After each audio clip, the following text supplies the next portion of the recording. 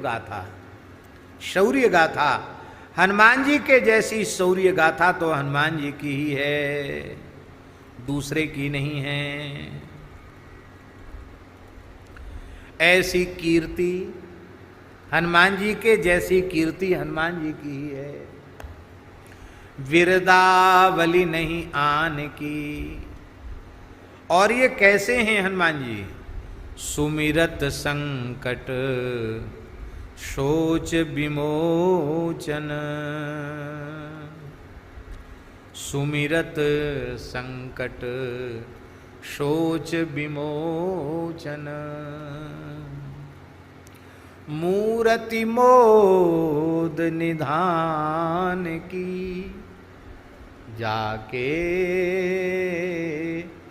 गति है हनुमान की, जाके गति है हनुमान की। वैसे हम कथा कह चुके हैं, लेकिन फिर भी पुनः कह देते हैं। हनुमान जी संकट मोचन है, सुमिरत संकट सोच विमोचन। हनुमान जी का स्मरण करते ही शोक नष्ट हो जाता है, चिंता समाप्त हो जाती है और संकट भी दूर हो जाते हैं। बहुत प्रसिद्ध है, को नहीं जानते है जग में कपि संकट मोचन नाम तिहारो। राम जी हनुमान जी की महिमा को बढ़ाते हैं, एक ही प्रयास है राम जी का, हनुमान जी की महिमा सर्वोपरि हो गई। अहिरावण का नाम सुना हुआ आपने, अहिरावण। तो अहिरावण को पाताल का राजा था, अहिरावण पाताल में उसका राज्य था। और रावण ने अहिरावण का स्मरण किया कि अब कुंभकर्ण भी मारा गया, मेघनाद भी मारा गया, अब मेरे दोनों हाथ कट गए कुंभकर्ण मेघनाद के मरने से, अब मेरा सिर कटना ही बाकी, अर्थात अब मैं ही बाकी हूं, मैं क्या करूं। तो रावण ने अहिरावण का स्मरण किया। आप लोग कहेंगे कैसे बुलवाया इतनी दूर से? तो रावण ने आकर्षण मंत्रों का जप करके उसको बुला लिया, आकर्षण किया मंत्रों से और बुला लिया। ऐसा होता है, हाँ, मंत्रों में बड़ी भारी शक्ति होती है। बगल में ही श्री प्रोदत्त ब्रह्मचारी जी के यहाँ संकीर्तन भवन में एक बहुत अच्छे महापुरुष रहते थे, पूज्य श्री कवि जी महाराज। पवित्र कान्यकुब्ज विप्रकुल का जन्म था, मिस्र ही थे, विरक्त महात्मा थे और संस्कृत के बहुत अच्छे पंडित थे।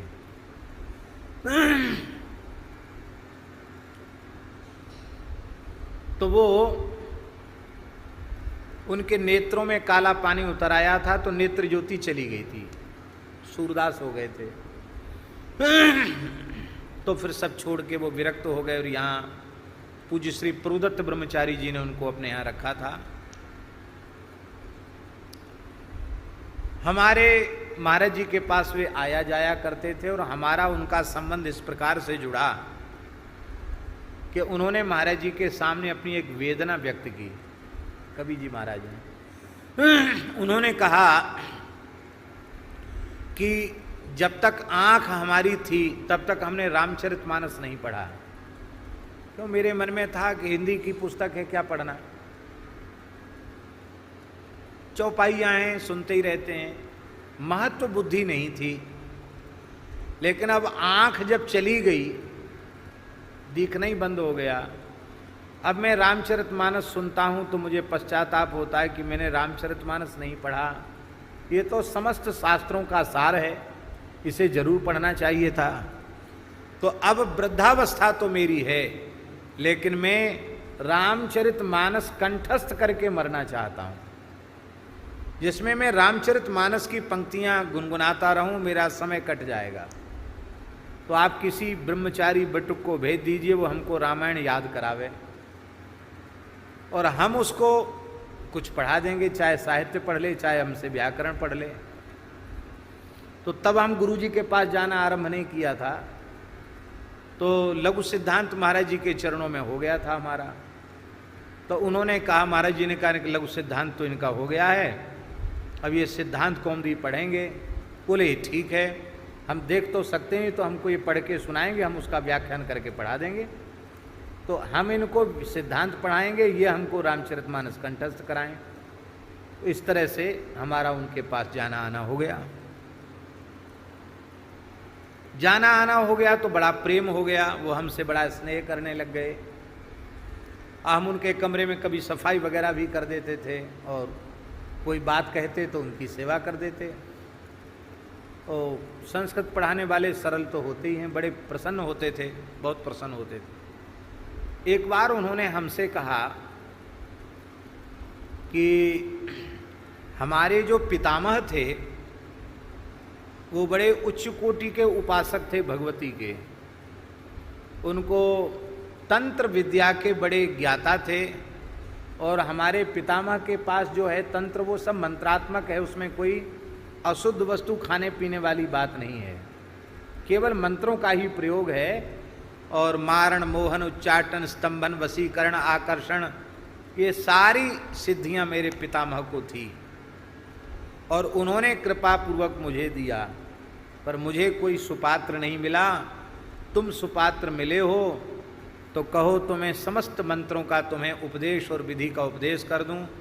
और तुम ये तंत्र बहुत जरूरी है आजकल के ज़माने में, कोई दुष्ट साधु ब्राह्मण को परेशान करे, अबला स्त्री को परेशान करे, तो ब्राह्मण मंत्र के द्वारा ही उसे दंडित करते हैं, तुम उसे दंड दे सकते हो।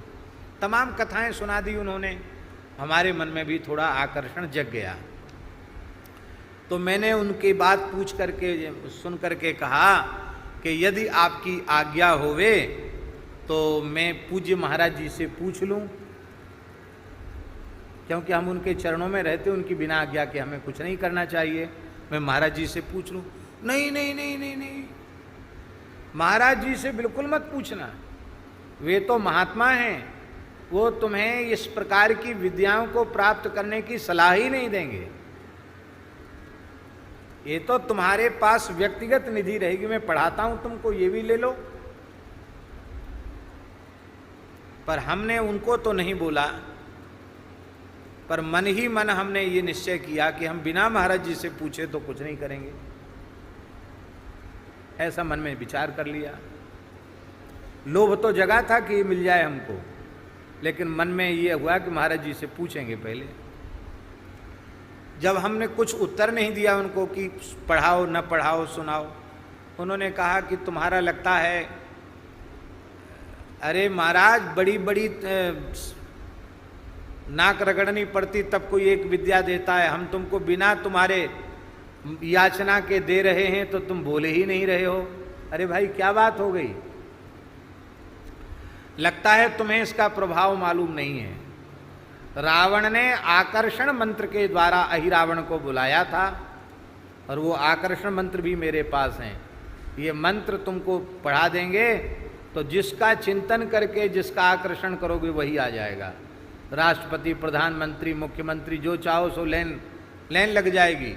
अधिकारी, ऑफिसर, सेठ, साहूकार, मंत्री, संतरी, जिसको चाहो दुनिया का बड़े से बड़ा आदमी तुम्हारे सामने आ जाएगा। बोले हम चमत्कार दिखाते हैं तुमको पहले अपनी विद्या का। तो अष्टमी थी, अष्टमी को हम नहीं आते थे उनके पास पढ़ने, अष्टमी और प्रतिपदा को। तो हमने कहा, बोले कि कल अष्टमी है, कल आओगे? हमने कि कल तो नहीं आएंगे, आपके कोई कार्य हो तो बताओ। बोले नहीं, काम कुछ नहीं है, पर हम अपने मंत्र बल से कल तुमको बुलाएंगे, देखते हैं तुम आते हो कि नहीं आते हो। तो हमने हंसकर कहा कि हम तो बिल्कुल नहीं आएंगे। बोले हम तो बुलाएंगे। हमने कहा हम बिल्कुल नहीं आएंगे। कहा हम तो बुलाएंगे। तो हमने कहा देखते हैं किसकी बात रहती है, आपकी रहती कि हमारी रहती। अब कुछ भी हो जाए, कल तो हम नहीं ही आएंगे, कह के हम चले गए। और अष्टमी तिथि की सत्य घटना सुना रहा हूं अपने जीवन की। अष्टमी तिथि थी, सायंकालीन संध्योपासन कर रहा था। अकस्मात मेरी बाएं भुजा में बहुत जोर का दर्द हुआ। अकस्मात इतनी असह्य पीड़ा हुई इसमें कि बिल्कुल फट जाएगी, ये कंधा फट जाएगा। और हमको उन्हीं की याद आने लगी, कबीर जी की। और बंदर तो वैसे ही वृंदावन में रहते ही हैं, और छत पर बैठकर हम संध्या कर रहे थे। माला, झोली, पंचपात्र, आसन सब छोड़ के, बीच में ही माला जब छोड़ करके पागल की तरह हम दौड़ करके उनके पास पहुंचे। ज्यादा दूर भी नहीं, बगल में ही, सुदामा कुटी से कितनी दूर है। दौड़कर जैसे ही हम उनके पास पहुंचे तो हमने देखा वो स्फटिक की माला पर जप कर रहे थे। जैसे ही हम उनके निकट पहुंचते मेरा दर्द खत्म, जैसे जादू मंत्र छू मंत्र हो जाए, दर्द छू मंत्र, एकदम स्वस्थ, दिमाग ठीक हो गया। कहते ना झक्की सी खुल गई, ऐसी हो गया। हंस करके बोलते हैं वो कवि जी महाराज, बोले बंदर माला झोली उठा ले जाएगा, बाद में बात करेंगे, पहले अपना सामान ठीक करके आओ। माला भी पूरी करके नहीं आए, माला तो पूरी करके आते। तो चमत्कार को नमस्कार, मैंने कहा विलक्षण चमत्कार देखा। वहां हम जो कुछ कर रहे सब इन्होंने देख लिया, बड़ा मंत्र का प्रभाव है। आए हम, फिर जब पूरा किया संध्या के पात्र भगवान की दया से इतने जल्दी आए गए कि बंदर नहीं आ पाया। और इस चमत्कार को, इस पूरी घटना को मैंने महाराज जी को सुनाया, सवेरे ही सुनाया। महाराज जी बोले तुम्हारी पढ़ाई पूरी हो गई, अब उनके पास पढ़ने नहीं जाना है। मैंने महाराज जी को कहा कि महाराज जी अरे कुछ बता रहे हैं महात्मा, कुछ मिल जाए तो अच्छा है। महाराज जी बोले दंड विधान ईश्वर के हाथ में रहने दो, अपने हाथ में दंड विधान मत रखो। साधु में, ब्राह्मण में तितिक्षा होनी चाहिए। तुम्हें भागवत में तितिक्षु ब्राह्मण का इतिहास मालूम नहीं है। क्रोध में अविवेक से ही क्रोध उत्पन्न होता है, और क्रोध से ही दूसरे को दंड देने की भावना उत्पन्न होती है।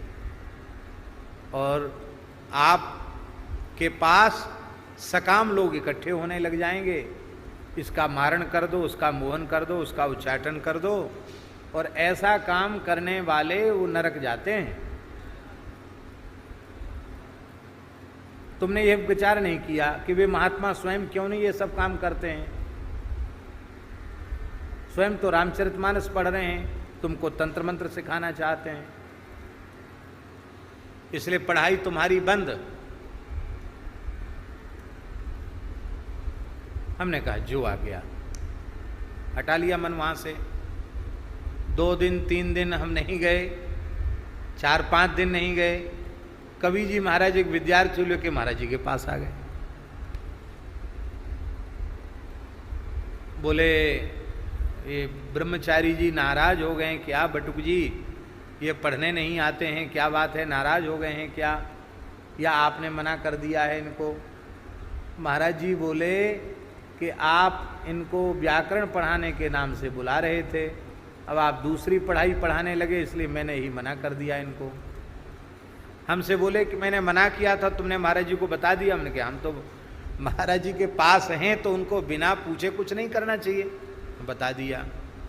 तो बोले महाराज जी अब गलती क्षमा करो, सही बात यही है जो आप कह रहे हैं, ठीक है, वैष्णवों को ये सब काम नहीं करना चाहिए, भजन ही करना चाहिए। उन्होंने भी यही कहा। बोले हमारी रामचरितमानस अधूरी रह जाएगी, आप इनको भेज दिया करें। उनका महाराज बोले ठीक है, आप और दूसरी चीज़ मत इसको इनको पढ़ाना, तो भेज देंगे। फिर हम उनके पास जाने लगे। फिर महाराज जी से बोले कि हम कुछ तो कोई मंत्र तो इनको बतावें। बोले कोई वैदिक सरस्वती जी का मंत्र बता दो, तो विद्यार्थी हैं सरस्वती मंत्र जप लिया करेंगे। तो उन्होंने फिर नवरात्रि आ रही थी, एक सरस्वती जी का मंत्र बताया, बोले इसको इस पद्धति से जपना, जप लिया। कहने का आशय हमारा यह है कि विद्याओं में बड़ा बल होता है, पर चमत्कार की ओर यदि हमारी बुद्धि चली गई तो फिर भगवान से हम विमुख हो जाएंगे, हमारी बुद्धि बिगड़ सकती है, बिगड़ ही जाएगी बुद्धि।